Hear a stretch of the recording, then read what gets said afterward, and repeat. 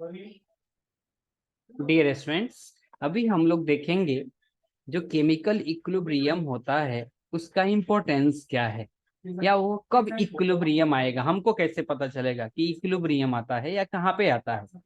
तो दिया दिया क्या है, equilibrium is possible only in a close system. क्यों? अगर कोई रिएक्शन है, सपोज ए से बी बन रहा है, जैसे CaCO3 gives CaO plus CO2। अगर ये रिएक्शन जो है क्लोज कंटेनर में नहीं है, हमको पता है CO2 गैस होगा, तो क्या होगा, कंटेनर से बाहर चला जाएगा, तो फिर से इस रिएक्शन को हम रिवर्स नहीं कर सकते हैं। इसलिए हमेशा इक्विलिब्रियम के लिए कंटेनर को क्लोज होना चाहिए। और इक्विलिब्रियम पे क्या होता है, इक्विलिब्रियम कब आएगा, इक्विलिब्रियम वहां पे आता है जहां पे forward direction reaction backward direction reaction के बराबर होता है। और ऑल भी जो भी प्रॉपर्टीज है वो इक्विलिब्रियम पे हमेशा टाइम के साथ कांस्टेंट कंसीडर किया जाता है। All measurable property of system remains constant over time, time के साथ वो बदलता नहीं है। State of chemical equilibrium is characterized by the equilibrium constant. अभी इक्विलिब्रियम कांस्टेंट क्या है ये हम देखेंगे। तो इक्विलिब्रियम कांस्टेंट है व constant value at a given temperature, यानी इक्विलिब्रियम कांस्टेंट जो है वो नहीं बदलता है, कंसंट्रेशन के साथ इक्विलिब्रियम कांस्टेंट नहीं बदलता है। Equilibrium constant only depends upon temperature, ये ध्यान रखना है। At equilibrium entropy of universe is maximize. यानी क्यों होता है ऐसा, इक्विलिब्रियम पे एंट्रोपी ज्यादा क्यों होता है, क्योंकि वो कभी रिएक्शन फॉरवर्ड में जा सकता है, बैकवर्ड में जा सकता है, तो इंट्रोपी मैक्सिमम होता है क्योंकि उसके अंदर रैंडमनेस ज्यादा होती है। अभी इक्विलिब्रियम जो है ना, हम लोग दो पार्ट में डिवाइड करते हैं, होमोजेनियस इक्विलिब्रियम, हेट्रोजेनियस इक्विलिब्रियम। अभी होमोजेनियस इक्विलिब्रियम को भी हम दो पार्ट में डिवाइड कर देते हैं, लिक्विड फेज के लिए और गैसियस फेज के लिए।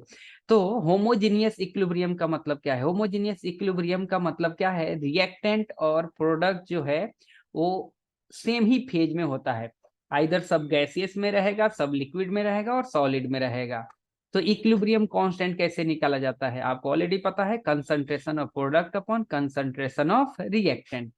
Homogeneous equilibrium in gaseous phase, यानी ये सारे गैसियस है, C2H6 give C2H4 plus H2। तो ये हम कैसे निकालते हैं, कैसी, concentration of product upon concentration of reactant. KP कैसे निकालते हैं, partial pressure of product upon partial pressure of reactant. अगर रिएक्शन यहाँ पे जो है ना गैसियस स्टेट में दिया हुआ है, 3O2 गिव्स 2O3, तो हम लोग कैसी कैसे निकालेंगे, O3 का पावर 2 अपॉन O2 का पावर 3, यानी concentration of product upon concentration of reactant. KP कैसे निकालेंगे, partial pressure of product upon partial pressure of reactant.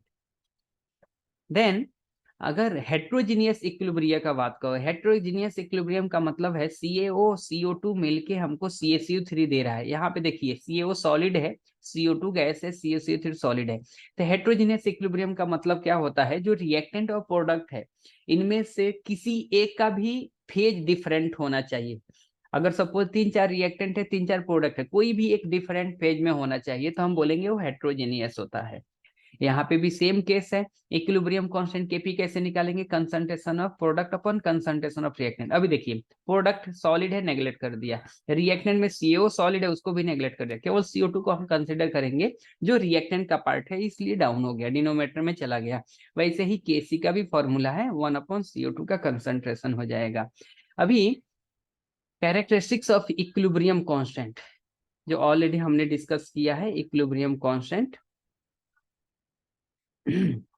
अभी इक्विलिब्रियम कांस्टेंट जो है वो उसका वैल्यू फिक्स होता है, यानी कंसंट्रेशन, अगर आप रिएक्टेंट प्रोडक्ट का कंसंट्रेशन बदलेंगे तो इक्विलिब्रियम कांस्टेंट नहीं बदलेगा। क्यों, अगर आपने रिएक्टेंट का कंसंट्रेशन बदल दिया तो रिएक्शन फॉरवर्ड रिएक्टेंट का कंसंट्रेशन जब ज्यादा हो गया, इसका मतलब है इक्विलिब्रियम नहीं रहेगा, रिएक्शन फॉरवर्ड डायरेक्शन में जाएगा, उसके बाद इक्विलिब्रियम आएगा, तब हम इक्विलिब्रियम कांस्टेंट निकालेंगे। यानी इक्विलिब्रियम कांस्टेंट का वैल्यू कांस्टेंट ही रहेगा, कंसंट्रेशन ऑफ प्रोडक्ट और रिएक्टेंट पे डिपेंड नहीं करेगा।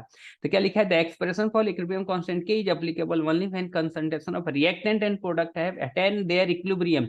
यानी जब तक इक्विलिब्रियम नहीं आएगा तब तक हम इक्विलिब्रियम कांस्टेंट नहीं निकालेंगे। Value of equilibrium constant is independent of the initial concentration of reactant और प्रोडक्ट, यानी प्रोडक्ट और रिएक्टेंट के कंसंट्रेशन पे डिपेंड नहीं करेगा। इक्विलिब्रियम कांस्टेंट है जब one unique value for a particular reaction, अगर कोई एक रिएक्शन दिया हुआ है और टेम्परेचर फिक्स है तो उसका इक्विलिब्रियम कांस्टेंट भी फिक्स होगा।